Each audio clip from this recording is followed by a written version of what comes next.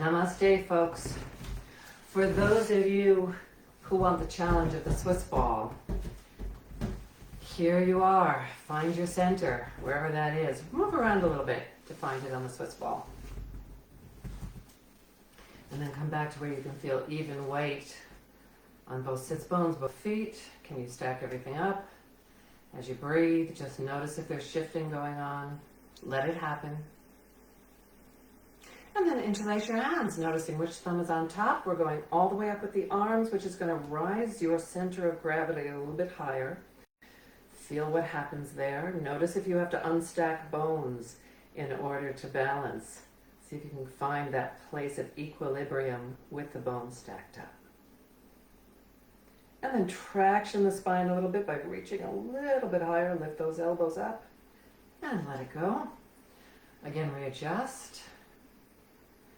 Interlace with the other thumb on top, extending out with the finger joints, elbows close, up you go, or as high as your shoulders tell you is appropriate. Index finger joint is the one that you want to aim most firmly away from you. So perhaps toward the ceiling, perhaps just further away from the back of your rib cage. Once you've found your equilibrium, notice the difference as we make you taller. Make yourself even taller by lengthening up and then let go. Now let's go into triangle on the ball. So we're going for wide legs. Front foot will not turn all the way out for most of you, right? So your hips are turning, but you're doing what you can. Feet may have to be adjusted so that you still do have feet on the floor. And then we're finding that twist. And since we are closer to the floor, it is easier for some of us to get all the way down over the thigh. If the back of your thigh is screaming at you, don't go as low, come up. Keep that twist. Keep pushing the weight toward the back leg. This one back here, away from your head. One more breath on your exhalation. See if you can twist a little bit further. On your inhalation, pull from that back leg and let your hips adjust so that, yes, your knees will probably bend as you come up. And then turn the other way. So yes, we're letting hips turn. Yes, we're letting thighs turn. And we're kind of being guided by how flexible that back ankle is. So narrow the legs if you need to. Find that twist and slide that hand down. So at some point, this front thigh will say, I'm done, thank you, and you will listen to it because your body is your friend, more so than the pictures that you've seen in Yoga Journal or anywhere else. If you have not done yoga before and you are very pliable and in great shape, this is wonderful for you. If you are thinking, oh good, this is basic yoga, I can do it, I would suggest going back to the earlier live videos. There's one that we just did with a chair, and there'll be one from a week or two back that are going more through these postures. Your big inhalation is coming now, and let that ball roll. Bring your legs back in. Find what might be a new center. We're changing the relationship of body parts. And then go for wider legs, keeping those feet relatively parallel, and fold yourself forward and start to shift side to side. Now, if the floor is an easy reach, absolutely go for it.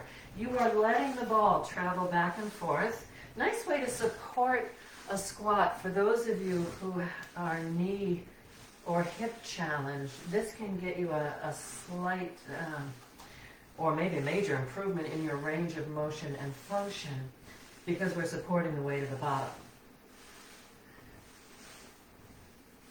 And if you can let your shoulders go back and forth so that your spine is kind of hanging and draping and following like a rag doll after your hips move, you can get a nice bit of loosening in the spine here. If you have back issues, this is not for you.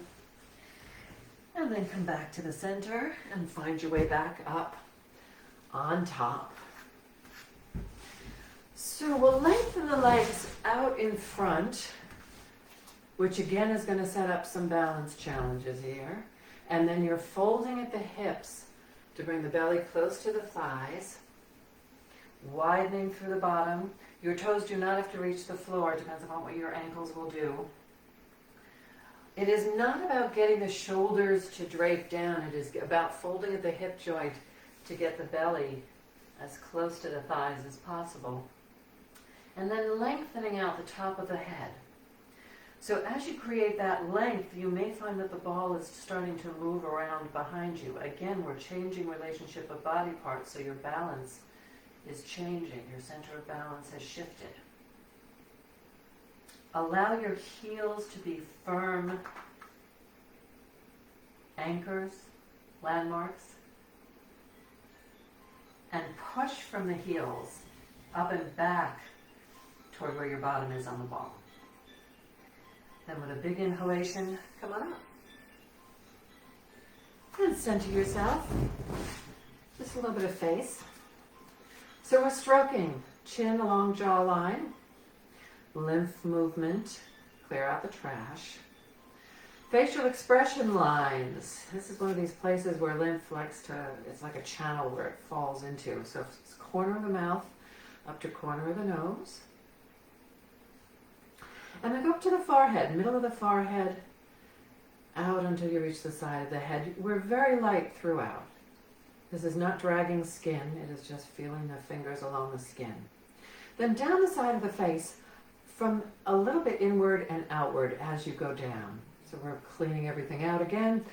Once more along the jaw, out to the ears, and then from the ears down the neck, a few strokes to clear everything down for cleansing. So at this point, you want to be able to roll so that you're back a bit on the ball. I would suggest going for support in the low ribs to mid-hips.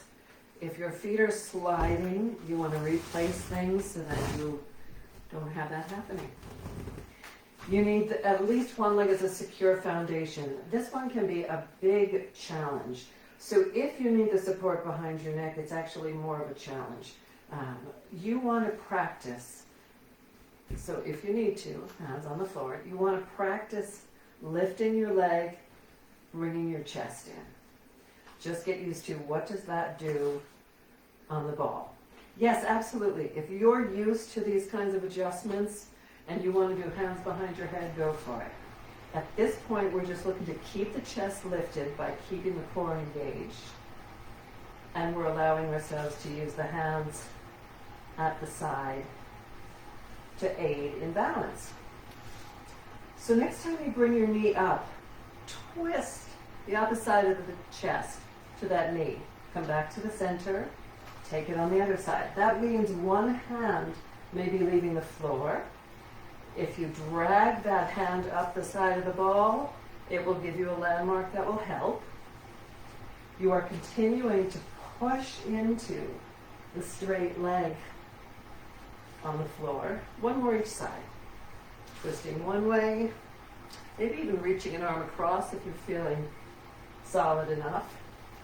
And then reaching the other way. And either coming down and then back up onto the ball, or just roll yourself backwards, which will give your core that last little bit. We're going to give it a chance to open up and drape. So if back bending is a thing for you, if you go into vertigo, better to sit on the floor and then drape your shoulders back over the ball. Otherwise, come further this time than you did when you were doing slow motion bicycles. You can keep your knees bent if you like. We're going to find a place where we can roll back over the ball so that the back of our head is supported, right? So the ball is likely to be higher.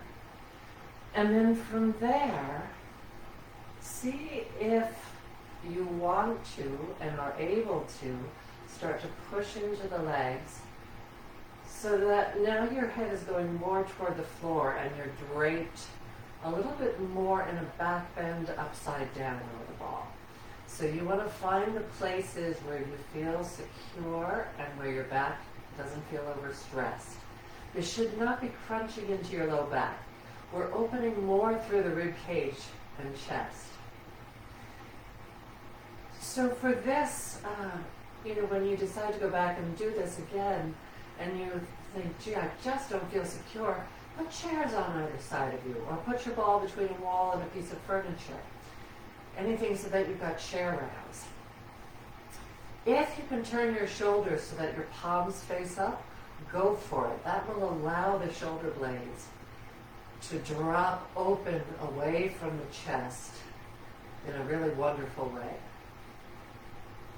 When you're ready to come out, bend your knees and roll back until your head is supported again. Make sure that you can engage your core and either roll yourself all the way up onto the ball or head down to the floor with your butt, because that's where we're going.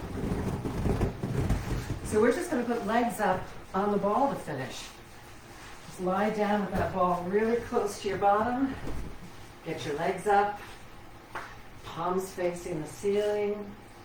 If your shoulders will let you, if you need a pillow to support a neck that wants to arch too much because your rib cage is still rounded, do the things. Make sure your shoulders and head and neck are well supported so that you can give into gravity here. In an ideal world, we would have an easy fold so that we have a deep hip crease here. And our sits bones would be nice and wide, but happy to fall toward the floor. The back of the hips would be nice and wide, and the weight would be centered on the hips. So in the center of your pelvis. We might have a bit of an arch under the waist, but then the rib cage would settle in with a lot of weight in that mid-rib area. So just below the shoulder blades. You may feel like all your weight is on your shoulder blades. Keep giving in to gravity. Have that sense of melting around the bones so that the bones can drop. Do not melt your bones, just the stuff around the bones. We would like the chin not to be tipped backwards.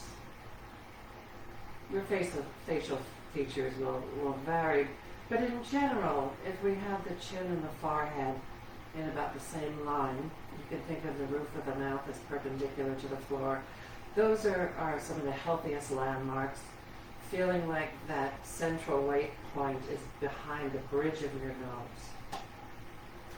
And stay here as long as you got time for.